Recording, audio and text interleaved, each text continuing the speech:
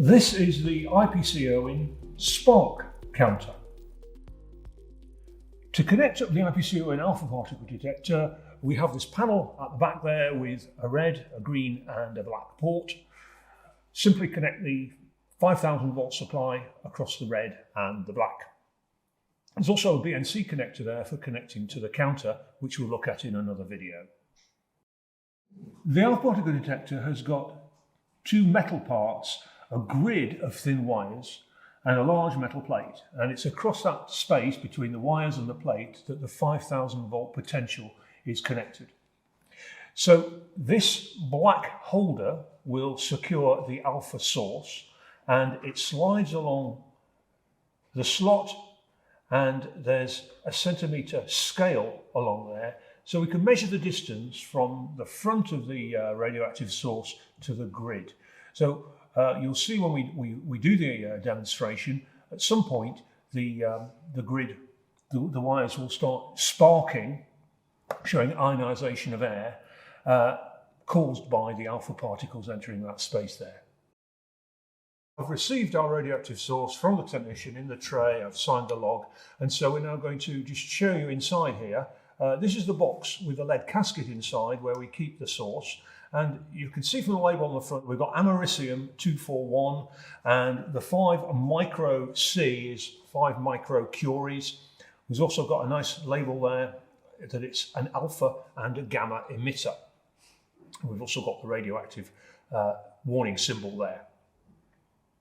Not to be held by unauthorised persons there. So again, we're talking about technicians and teachers who've been trained. And we've got a message there saying, handle only with forceps and always direct the open end away from a person. So you'll see me doing that when we open it up. So we open it up there to reveal in the centre the lead casket with a lid on where we keep the source. So I'm going to use my forceps to remove the source and place it on the bench, like so. So at the moment the source is directing alpha particles into the bench, and we want to make sure that when we are handling this source we don't point the open end at a person. Now what I can show you is by using this mirror we can have a look at the underside of the source. The alpha particles will be absorbed by the mirror, but we'll see the light reflected, and if you can see that there, the underside of the source has got a metal grid on it, and it's behind that the little sample of americium 241 is safely bonded to the metal of the source holder. And just to make sure that we don't mix up these sources, because schools can hold different types of radioactive source, the atomic symbol for americium is just there, and the strength of the source in microcuries 5 is also embossed on the metal there. To run through the demonstration, we need to connect our IPC Irwin extra high tension 5000 volt supply up to the alpha detector. So with it switched off, we connect the bottom red port to the red connection on the alpha and black to black. Now I'm using the bottom connections because they're the ones that have the 5 megohm safety resistor there, which means that the current coming out of here is very, very low, and if we were to accidentally touch these connections, we wouldn't get a very bad electric jolt there. So we're now ready to switch on, and we're ready to mount the alpha source onto the particle detector. I've received the alpha source then, so I'm going to now remove it.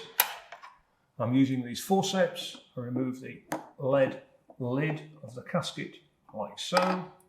And remember, I don't want the alpha source to point at anyone, so I'm going to be very careful in removing this with the forceps. Make sure that knurled retaining screw is at the top of its height, and then gripping the main body of the alpha source container like so. Just place that into the holder and screw that down until you feel the source is secure. Then we can take the forceps away. The next step, and at the moment we're about 9 centimetres away from the metal grid, is to switch on this source, this EHD there, and you can see straight away that there's a bit of arcing from the grid, but that's stopped.